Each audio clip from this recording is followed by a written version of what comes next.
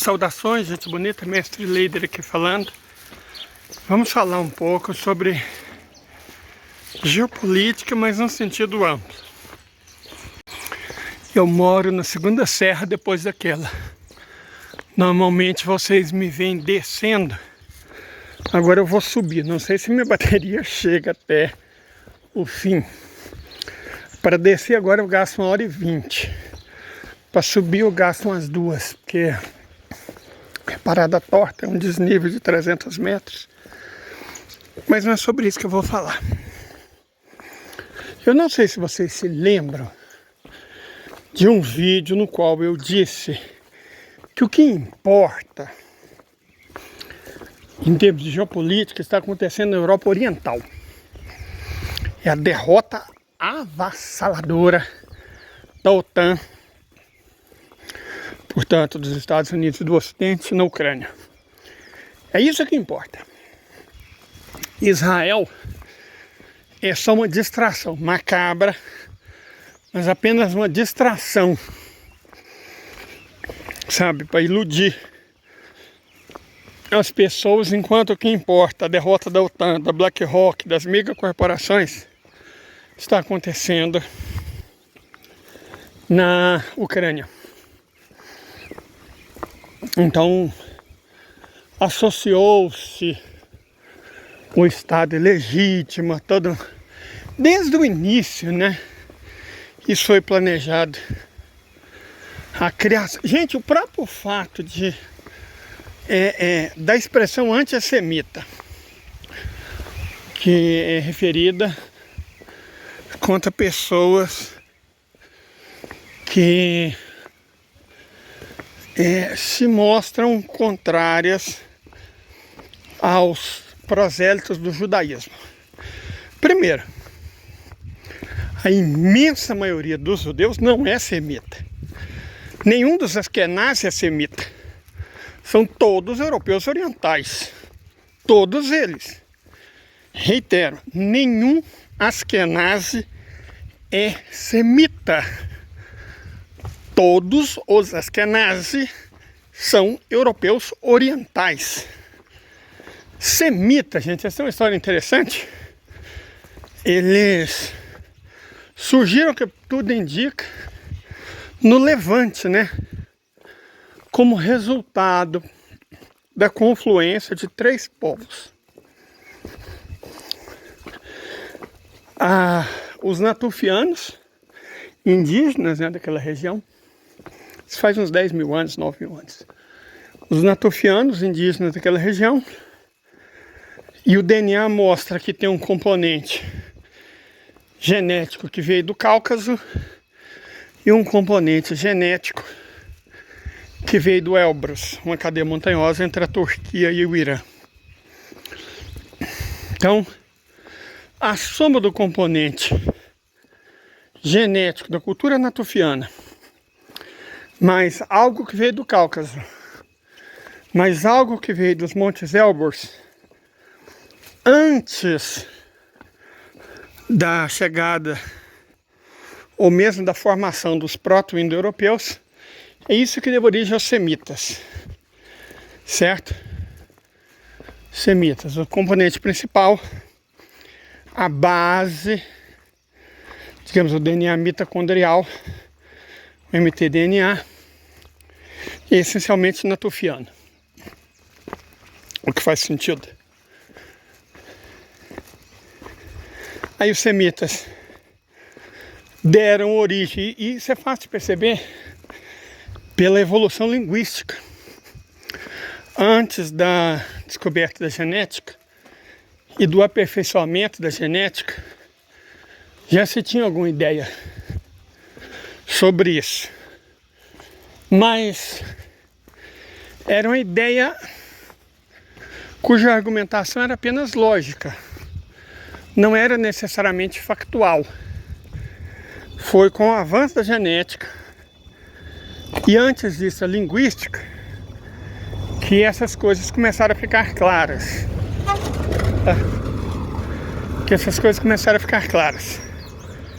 Agora elas estão muito esclarecidas e por isso mesmo foram obscurecidas, né? Então os semitas, de toda forma, são povos originários do Oriente Médio.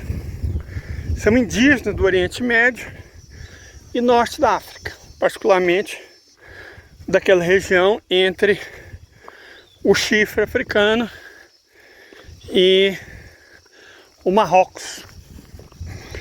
Os berberes, como os coptos, os egípcios, são semitas. Mas os nativos da Etiópia também são.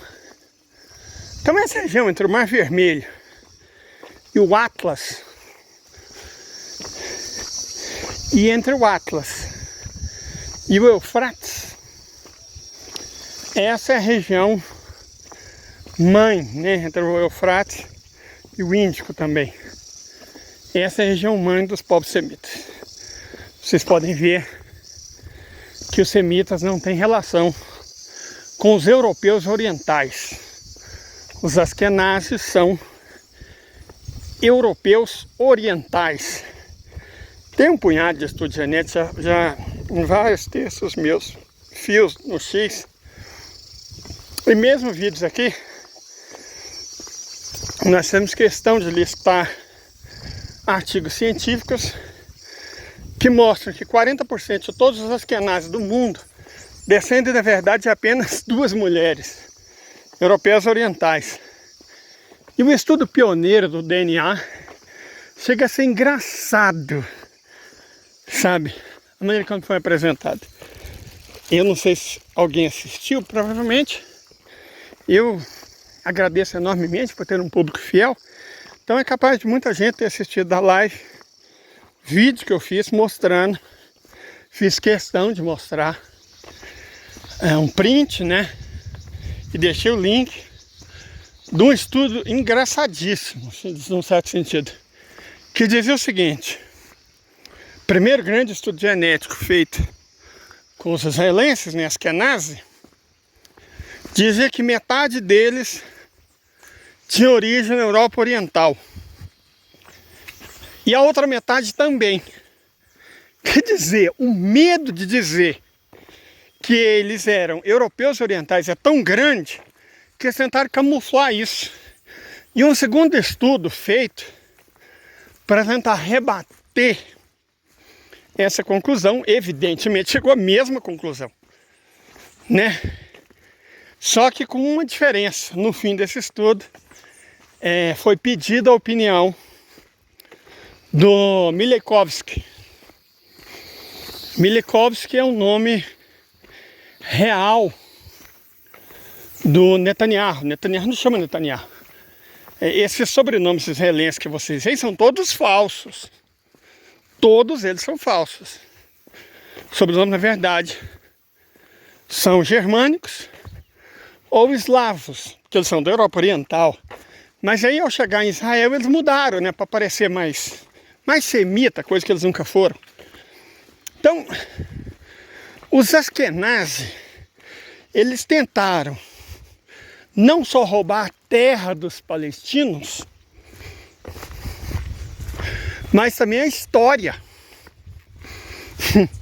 Tentaram roubar a história dos palestinos. Isso é uma coisa extraordinária. Sabe, os caras tentaram roubar a história de um povo. Até a culinária eles tentam roubar. Porque quando você fala, essa é uma comida típica judaica. Hã? Como assim? Comida típica judaica ou é árabe ou é europeia oriental. Não tem comida típica judaica. Ou é culinária árabe, semita, portanto, ou da Europa Oriental. Os judeus não são um povo. O judaísmo é uma religião. Mas isso é tão óbvio, né? Que chega a ser assustador a gente ter que dizer. E é mais assustador ainda que isso pareça provocativo. Oh, meu Deus, ele está falando que os judeus não são um povo, mas é óbvio que não são. Eu sou católico, eu pertenço ao povo católico, eu tenho amigos umbandistas, eles são do povo umbandista, são quase todos brancos. Eles vão dizer o que aqui? descendem de nigerianos, iorubás. É isso? Eu tenho amigos budistas, né? Loiros. Eles vão dizer o quê? Que descendem de nepaleses? Então não existe povo budista, povo cristão, povo judeu. São prosélitos, seguidores fiéis de religião, certo? No limite, se você forçar muito a antropologia, você pode falar em povo askenazi. Se forçar bastante. Porque se você permite dizer que os croatas são um povo e os sérvios são outras, e basicamente a grande diferença entre eles falam a mesma língua, é que uns são católicos, os outros ortodoxos. Então você pode dizer que existe o povo askenazi, que é germano-eslávico, europeu oriental, não evidente semita. Então toda essa narrativa de antissemitismo, cara, pra você ser antissemita, a primeira coisa que você tem que fazer é odiar um semita. Sei lá, um etíope, um eritreu, um egípcio, um árabe, um assírio, ou odiar povos que já foram extintos, semitas, né? Que não existem mais há milênios. Um cassita, um amorita, um caldeu, um babilônio, um hebreu, povos que não existem há milênios, foram extintos. É estranho você odiar um povo. Olha lá, a segunda seta lá na frente. Tem que ultrapassar ela. Eu moro na terceira. É estranho você odiar um povo que não existe há sabe-se lá quanto tempo, né? Tá esquisito. Procure ajuda se isso acontece com você. Então, isso são semitas. A própria narrativa ao antissemitismo. Então, as palavras, gente, elas parecem inócuas. As palavras parecem aleatórias, elas parecem inofensivas, mas não são. Os nossos irmãos mais doidos, seguidores daquela seita davídica, a religião neopentecostal, eles não ficam só falando hoje, não. Eles dizem muito uma coisa, que a palavra tem poder. E o pior que tem, não no sentido que eles falam, no sentido quote. Não, a palavra realmente tem poder. Lacan concordaria 100% com os meus amigos davídicos. A palavra realmente tem poder, né? Leia Lacan. Então a escolha de termos como antissemita dá a impressão que eles são semitas, mas não, eles são europeus orientais, certo? São europeus orientais. Qual que é o nome daquele fundador do PT que está sendo perseguido, que apesar de ser judeu, está sendo fortemente perseguido pela AIPAC brasileira, a CONIB, esqueço o nome dele. Ele tem um vídeo muito interessante, eu não sei linkar, depois se alguém quiser me dar uma dica, ensinar, eu agradeço. Não sei linkar vídeos outros, mas ele tem um vídeo muito interessante, no qual ele comenta que o Estado de Israel é abertamente um Estado racista, feito para, por e pelos judeus brancos, ou seja, askenazes da Europa Oriental. Se vocês procurarem no Google o que esses caras fizeram com os judeus iemenitas, esses sim semitas, vocês vão ficar, como diriam meus alunos, iagues, vão ficar beges com o que eles fizeram com os bebês iemenitas. Vocês vão ficar bege. É uma coisa absurda. Então, de fato, o lance você tem uma série de narrativas que não correspondem de fato aos fatos, no momento algum aos fatos, sabe, não tem relação com o fato. É impressionante, né? Eles chegaram, roubaram a terra, tentaram roubar a história, que não diz, somos descendentes de Casares que chegaram na Europa Oriental no ano 1000 e blá blá. Não, não. São descendentes, supostos eles, de israelitas, que por sua vez são descendentes dos hebreus. Os hebreus foram um povo extinto no 7º, 6º século antes da Era Comum. E os israelitas, uma civilização extinta, por volta do 3º século da Era Comum. Eles não existem há muito tempo, né? É uma religião. E, enfim, tentaram roubar a história, tentaram roubar a culinária, tentaram roubar a identidade, tentaram apagar a identidade deles. Goldemir, que o inferno na tenha, foi uma das grandes propagadoras da ideia de que não existe palestinos.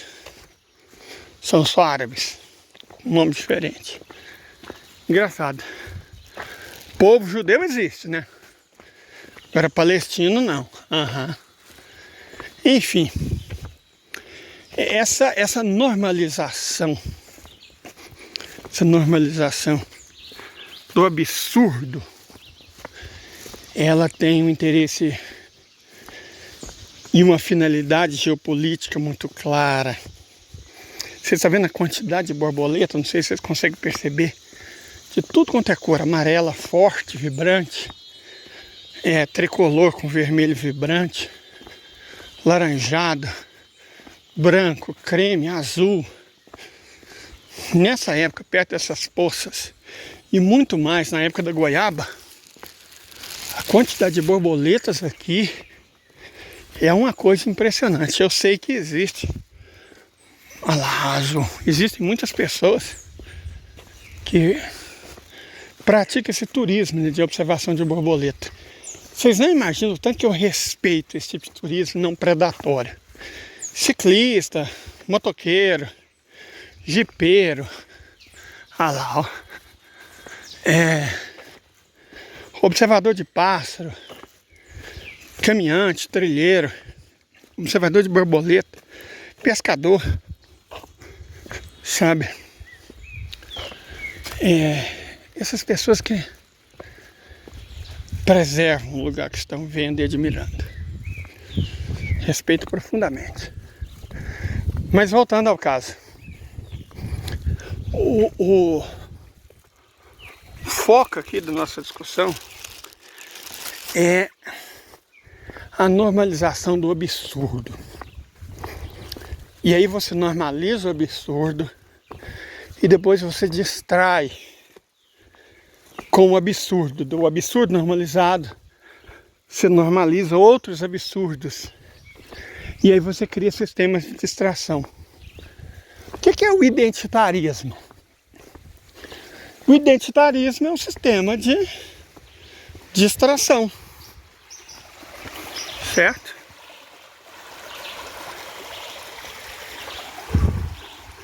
O identitarismo é isso. Ele distrai da luta de classes. Foi para isso que os democratas e os bilionários sionistas da Universidade de Colômbia criaram o movimento woke e o identitarismo para distrair da luta de classes, para evitar a luta de classe, para evitar a consciência de classe. Você cria consciência racial, muitas das vezes fraudada. Você pega essa ideia americana de que só existe brancos e pretos, e qualquer um que não seja branco é preto. Então eu seria preto, eu seria negro. Aqui, ó, seria negro. Apesar de ser essencialmente descendente de indígenas, eu seria negro, porque na visão dessa gente, eu descendi. Na verdade, eu tenho um ancestral preto. Meu trisavô, Serafim, era escravo. Não é escravizado não, tá? Tem diferença. Escravizado, você estava lá de boa na África, tranquilo, e alguém te pega. Aí você é um escravizado. Mas o filho dessa pessoa, aí é escravo.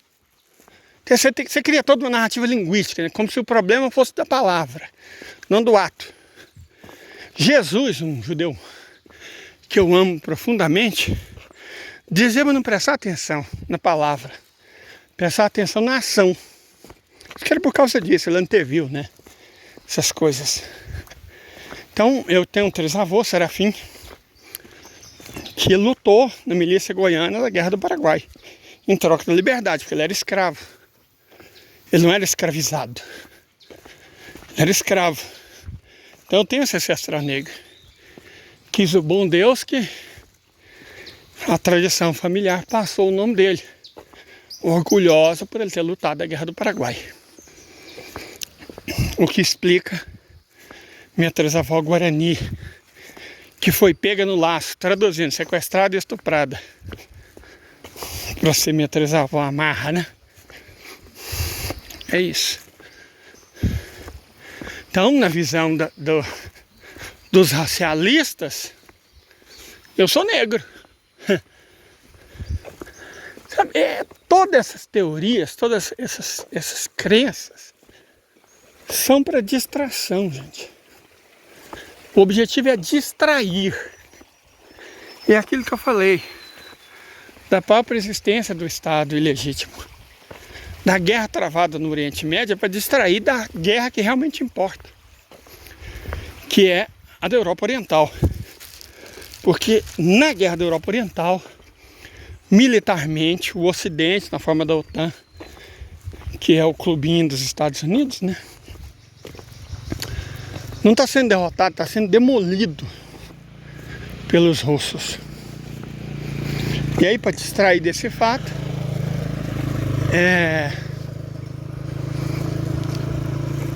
eles inventam esse negócio de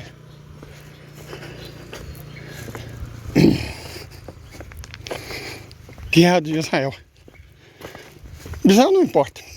Vai ser sacrificado como outro estado especial foi. O Vietnã do Sul. Hoje ninguém nem lembra que o Vietnã do Sul existiu. Daqui a 50 anos vão lembrar do estado ilegítimo, porque os que odeiam os prosélitos do judaísmo vão usar isso contra eles até o fim dos tempos. Porque embora os sionistas não sejam de fato judeus, da mesma forma que os neopentecostais não são cristãos, eles serão usados para culpabilizar os judeus até o fim dos tempos.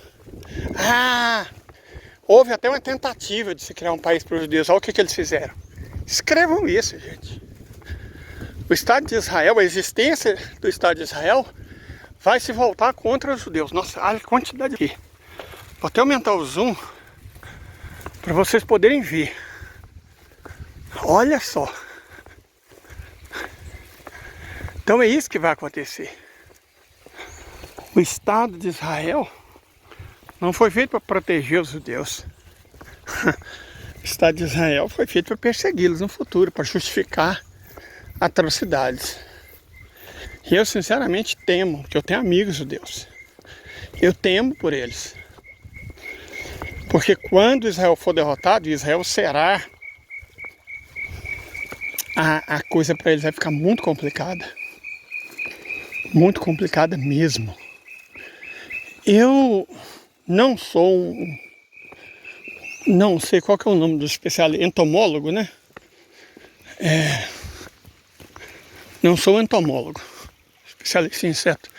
Mas eu acho que esse tanto de borboleta se junta perto de poço de lama para lamber algum sal mineral. É uma tese, se eu estiver errado, sempre, como o meu canal tem uma frequência de extraordinária de todo tipo de pessoa e de inteligência, fatalmente alguém responderá a minha dúvida, né? Deixa eu ver se... não é possível que eles roubaram meu cajado. Fala sério. Não, ele só caiu. Aqui, ó. Ele só caiu. Aí lembra quando eu falei de framboesa? Quem vir aqui no AMI daqui uns 40 dias vai poder comer framboesa até ficar triste. Agora começa a subida, né? Da Segunda Serra daqui a pouco. Então o cajado faz toda a diferença do mundo, gente. Vou só repetir por quê. Porque eu sou um caminhante Sou um caminhante antigo, eu faço isso desde novo. Quando a gente tá andando, presta atenção nos meus passos. Tá vendo, ó? Quando a gente tá dando passo, a gente só fica com um pé de apoio. Normalmente isso não é um problema, você tá andando na rua plana e tal. Mas se você tá subindo ou descendo uma ladeira, uma região escorregadinha e lameada, camarada, isso não é um detalhe. Tenha sempre um cajado. Existe um motivo pelos quais os caminhantes, desde sempre, os pastores, os andarilhos, os viajantes, sempre usarem cajado. É por causa disso. Equilíbrio do corpo. Para você que tem aquela graninha, né? Compra um bastão de caminhada. Há uns modelos ótimos, até com amortecedor. Olha o tanto de borboleta.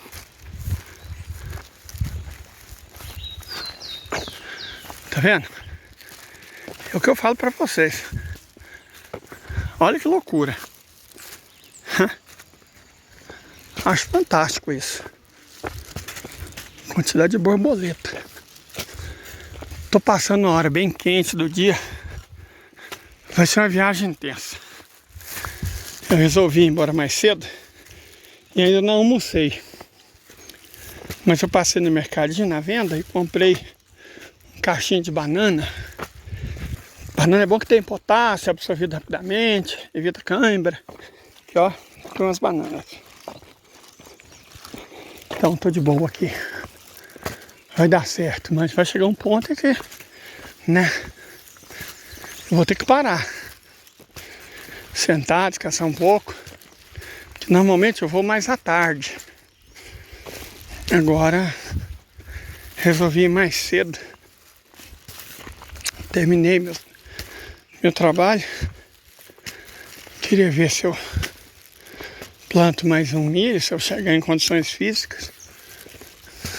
Então resolvi ir embora mais cedo, né?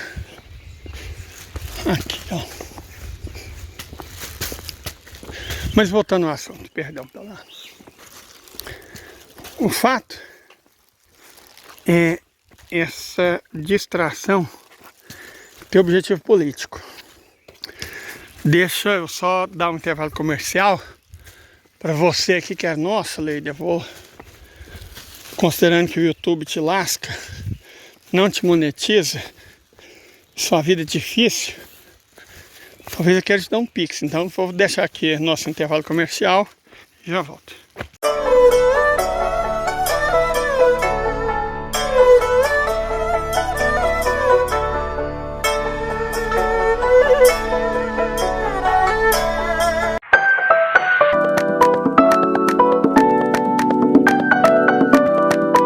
Voltamos.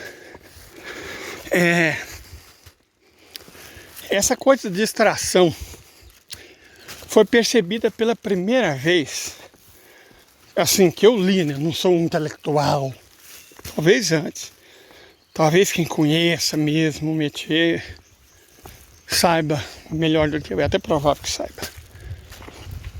Mas que eu saiba, o primeiro a apontar isso foi Walter Benjamin.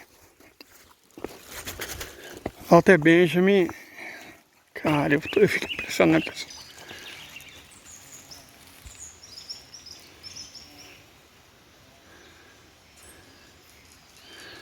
Que loucura. Até passar mais longe, para não perturbar muito elas. Walter Benjamin falava sobre propaganda, né?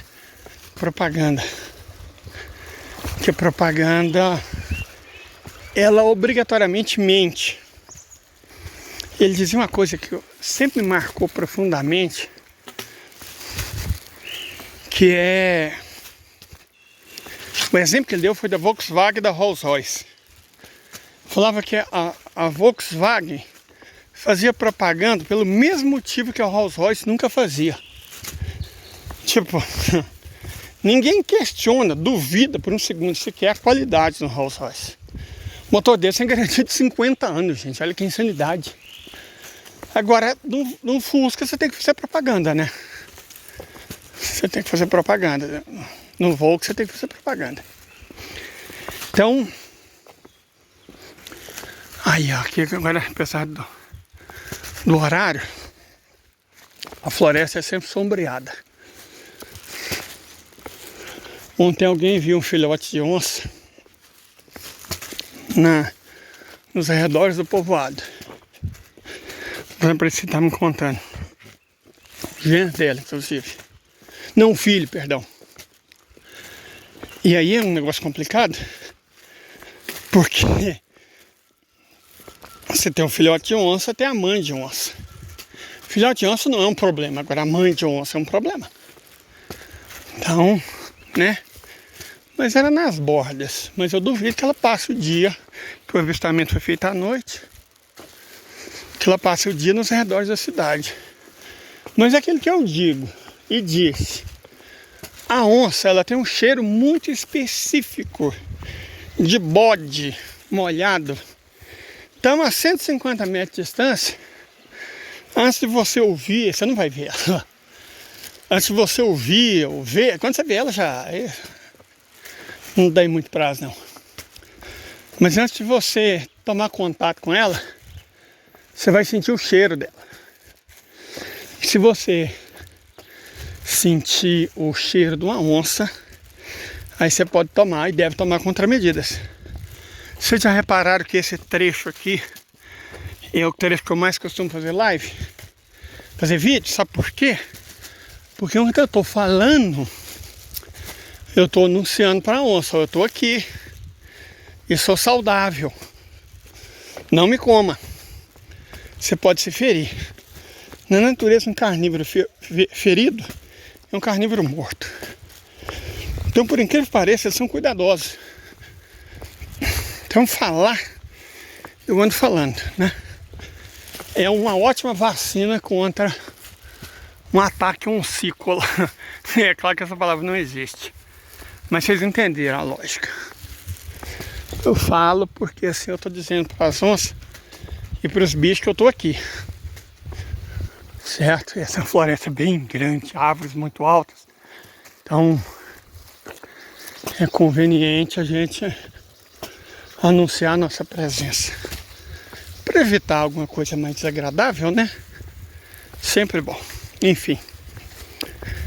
Voltando a Walter Benjamin. Ele falava dessa questão da publicidade enquanto mentira, enquanto distração. Toda essa coisa de sociedade do espetáculo, que veio quase 100 anos depois, foram continuidade dos estudos de Walter Benjamin, das reflexões que ele fez, né? Eu tenho um ensaio, esse eu tenho em livro físico. Fiz questão de... Comprei num sebo de Curitiba, inclusive. Que é o Capitalismo contra a Religião.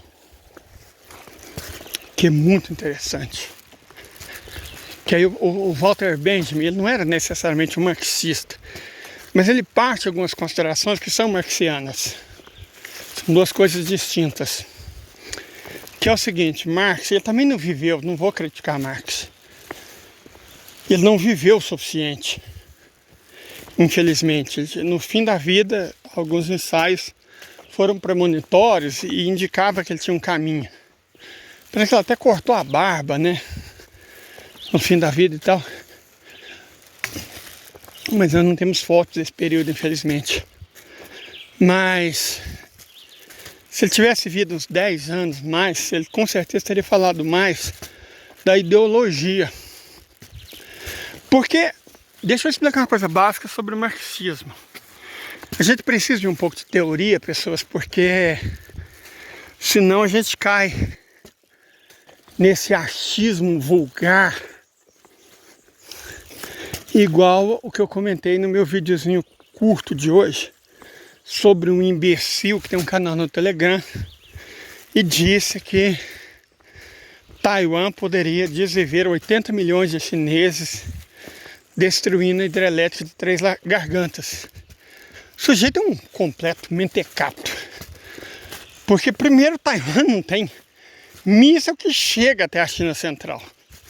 Se tivessem, deixa eu lembrar para vocês, quando os Estados Unidos soltaram uma bomba atômica sobre Hiroshima,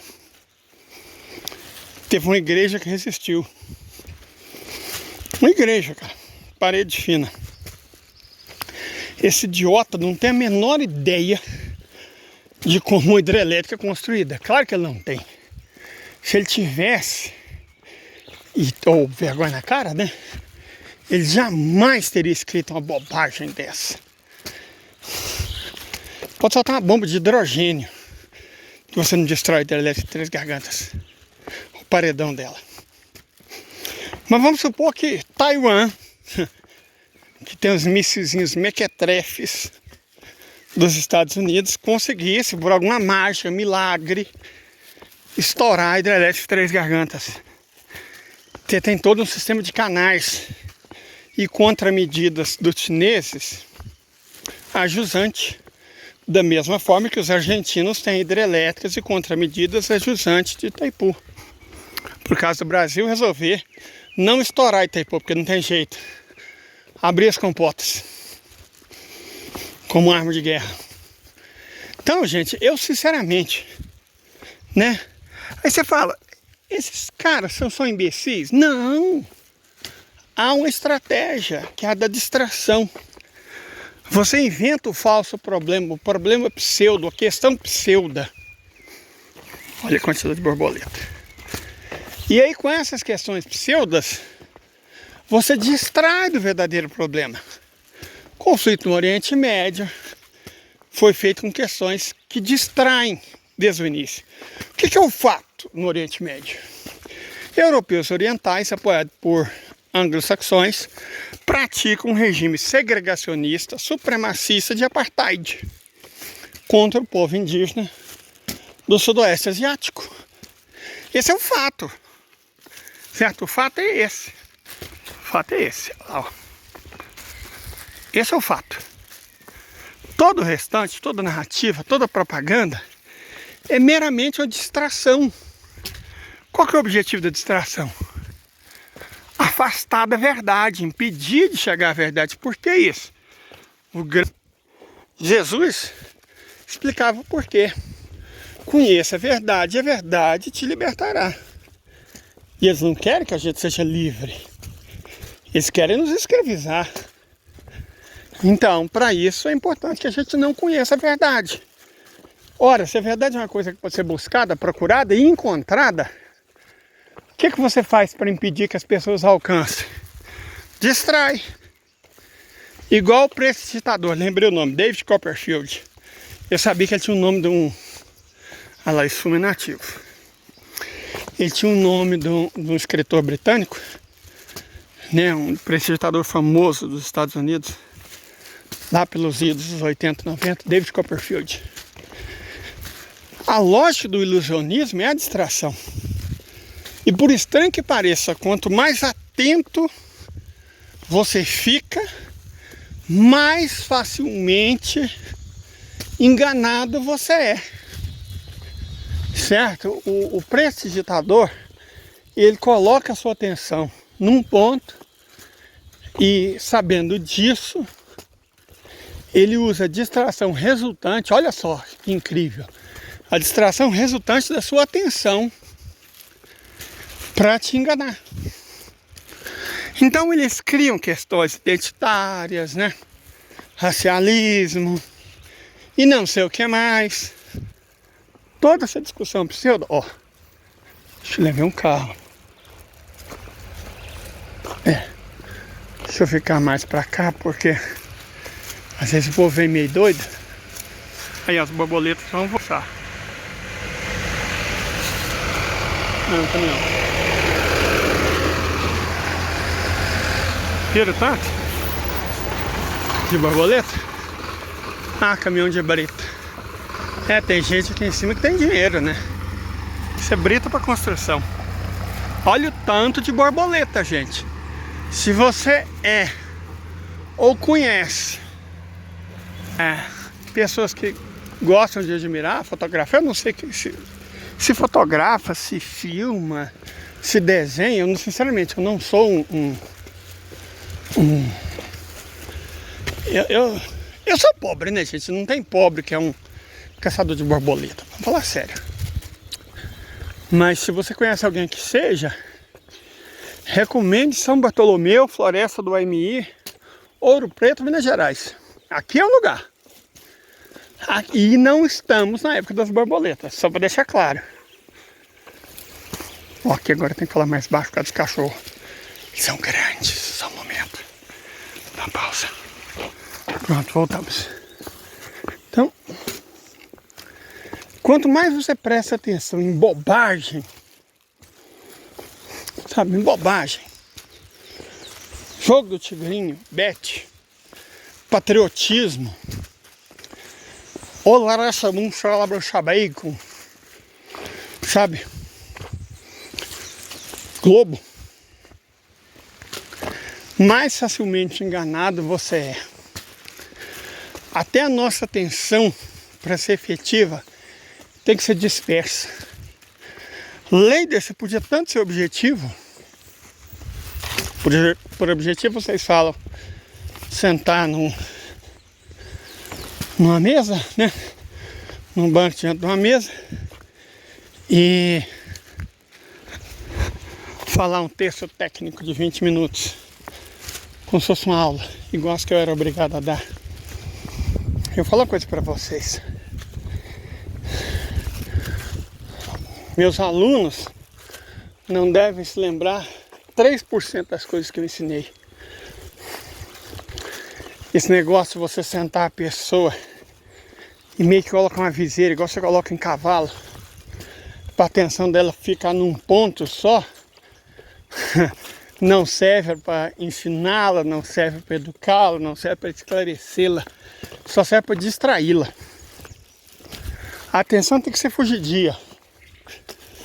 O debate monolítico, aquele passarinho ali, ó, mais borboleta.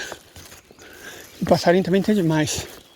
Como eu ando falando, eles são bem mais ariscos que as borboletas, então eles afastam. Mas eu não gosto de descer em silêncio, só filmando os passarinhos. Primeiro que eu tenho medo das onças. Segundo, porque eu acho que a minha respiração asmática, mais que eu tenha melhorado muito, eu tenho medo dela incomodar. Senão eu faria vídeo em completo silêncio. Já até fiz um, mas acho que as pessoas não me criticaram por dó. Então eu fico ressabiado, né? Mas a hora que é fazer, sabe, juntar um par de trechinho pequeno entre uma respiração e outra e tentar fazer um vídeo. Olha o barulho. Incrível, né? Eu sei que tem gente que não gosta. Nossa, Leida, você distrai. Não estou distraindo. Eu fui professor 20 anos. Embora eu fosse obrigado a ensinar de um jeito que doutrinava, né? Para seguir a apostila do sistema de ensino, porque não se iluda.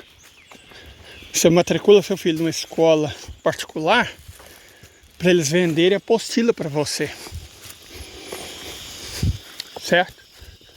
Enquanto enganam o seu filho, você paga para seu filho ser doutrinado, enganado e burrificado, e ainda compra a apostila deles. O objetivo é vender a apostila, que são as gráficas estrangeiras, as editoras estrangeiras, as donas do sistema de ensino. Então o objetivo delas é basicamente fazer com que você compre a apostila para o seu filho, neto, sobrinho, afilhado. Esse é o objetivo. Pode ter certeza que não é ensinar para quem você ama. É doutriná-lo, é enganá-lo. É fazer com que ele tenha raiva de aprender. Esse é o objetivo. Quando eu percebi que eu, como professor, depois de 20 anos, não era mais parte da solução, que a solução é a educação, eu era parte do problema, eu desisti. Ganhava bem, lembra que eu já falei para vocês? Vocês estão no meu Facebook, vocês vão ver foto de um punhado de país, de pelo menos 3 continentes. Ganhava até bem, cara. Eles pagam bem pra gente enganar os filhos de vocês, enganar vocês. Pagam bem. paga a mão não.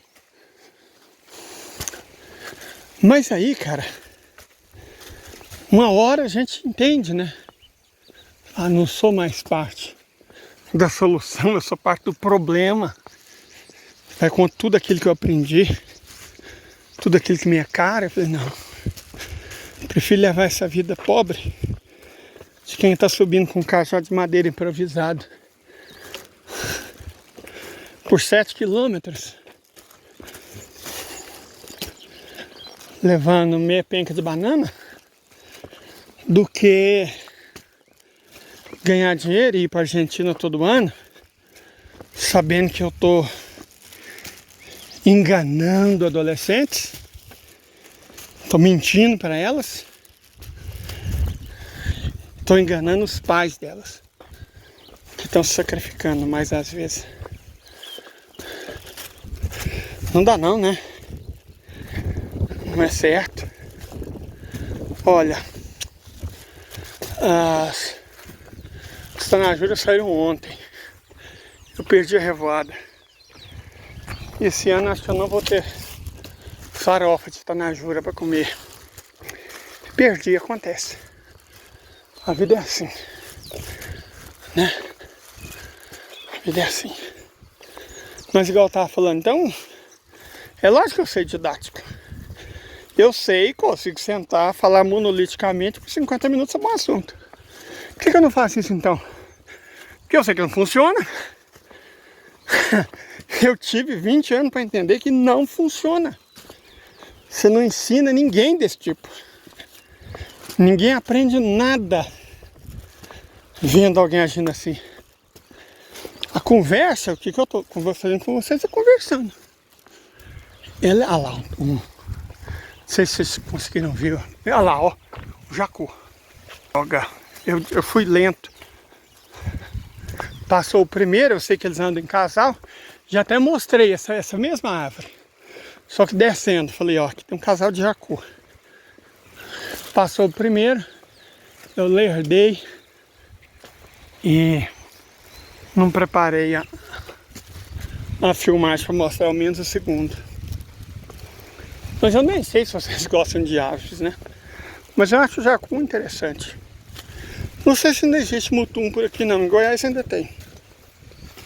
Mas aqui eu não sei se ainda tem não. Podia ter. Mutum é tipo um jacu, só que maior. Com crista. Mutum é um jacu estiloso. Lá na roça que nós vivíamos tinha. Eu ainda lembro daquela música. No meio do mato eu vi piá de 2 mutum. E sempre ali um casal também, igual o jacu.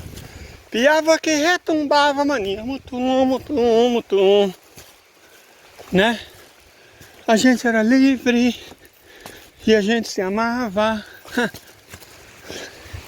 Eu conheço canções folclóricas. Acho que elas vão morrer quando a minha geração morrer. Uma lástima, eu diria. Né? Mas é assim que a vida é. Assim que... Como é que o brasileiro gosta? Os ciclos se encerram, né? É isso.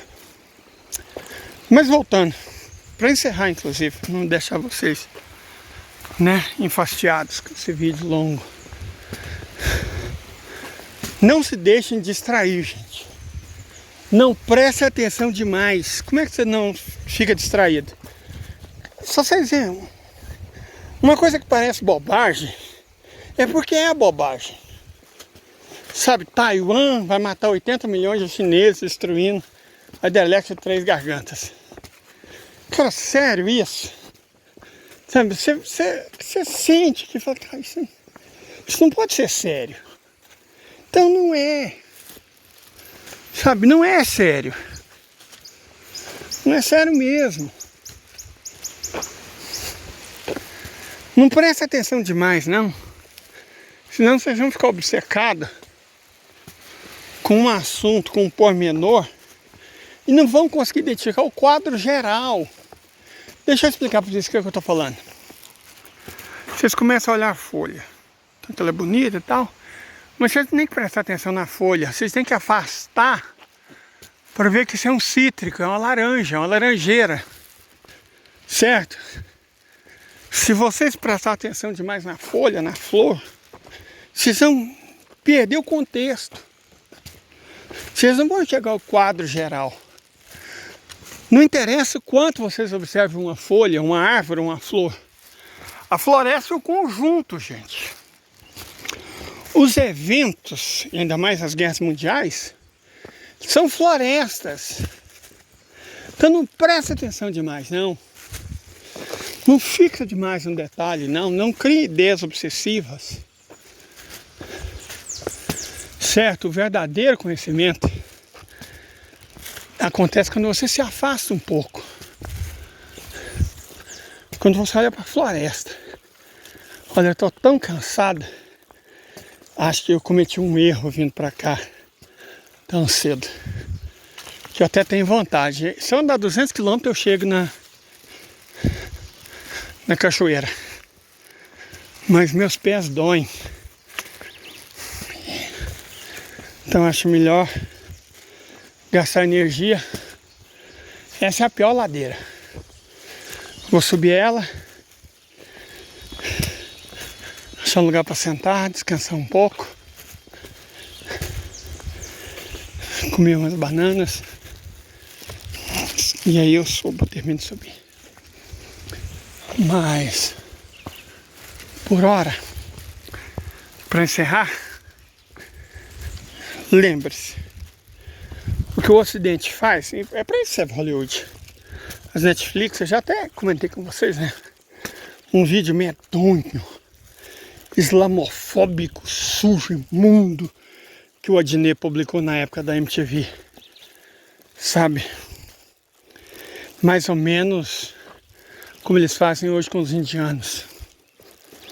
No TikTok. Ridicularizando, chamando eles de porcos imundos. Nada é por acaso. A palavra não é inocente. O fato que se destaca, ele não é feito para esclarecer. Ele é feito para distrair. Então ele não ilumina nenhum de vocês. Ele ilude. Por isso ilusionista.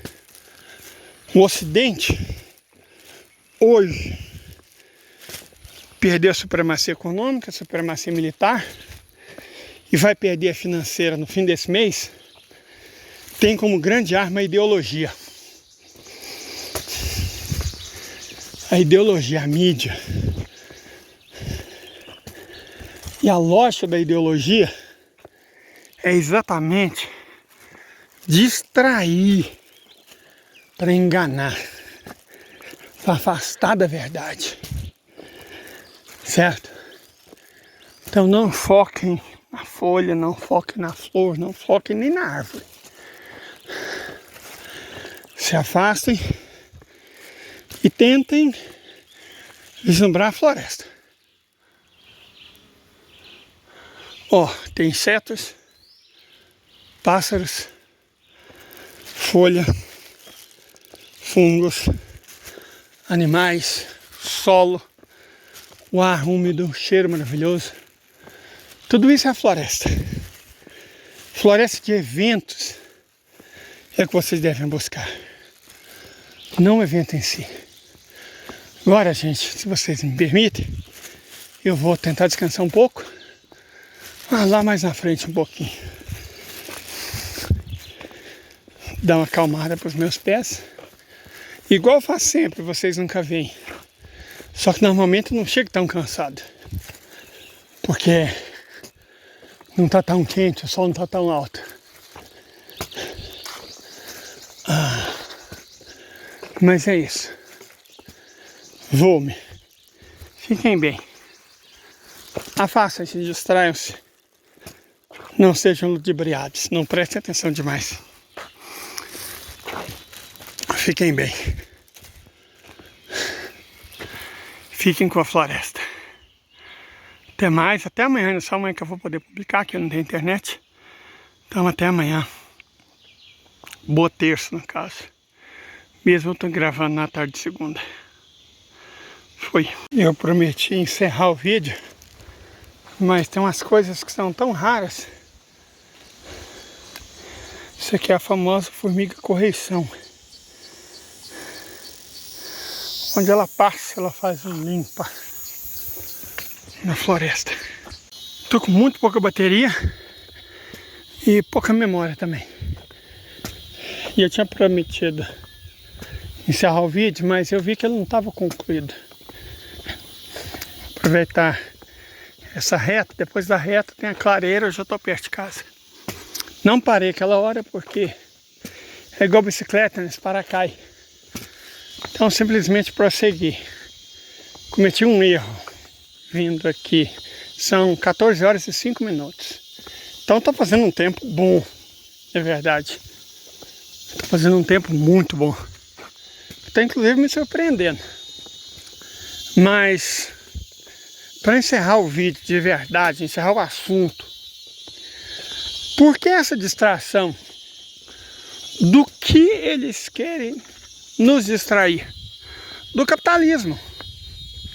Eles querem nos distrair do capitalismo, da exploração, da usurpação, da concentração de renda, da violência.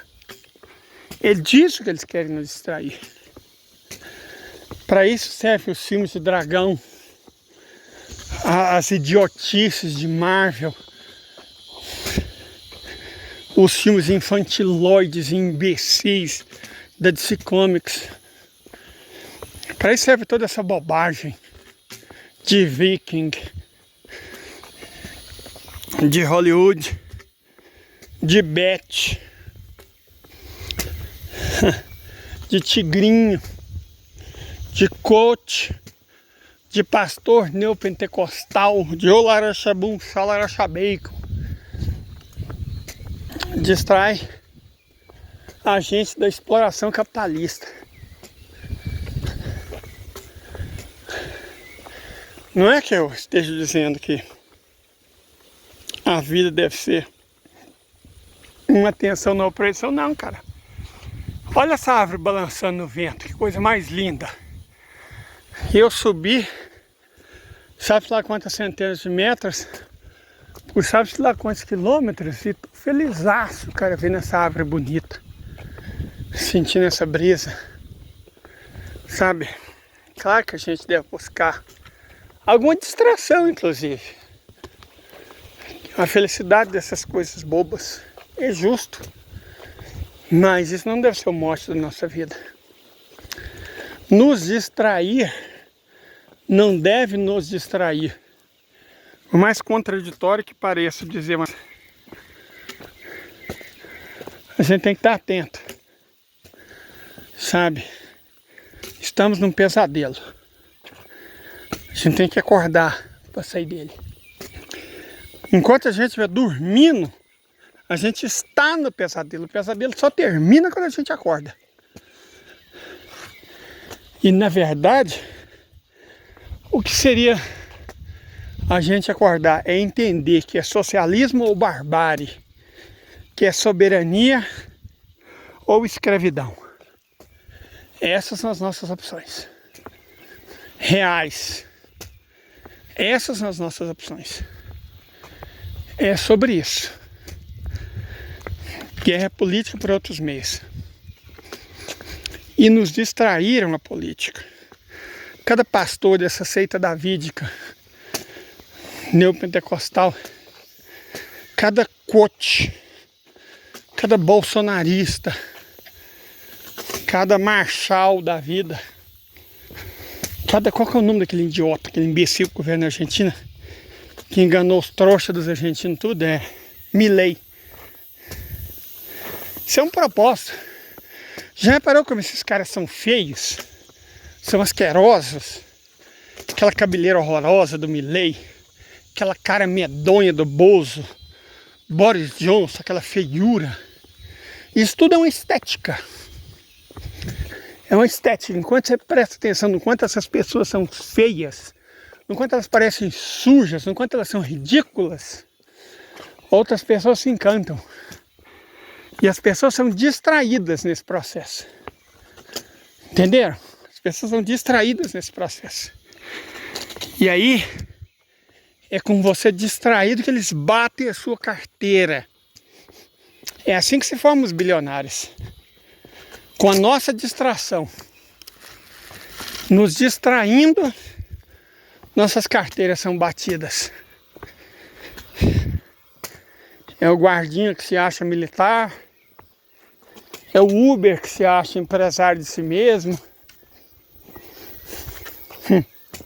Sabia que são essas a segunda e a terceira categoria de trabalho que mais existe no Brasil?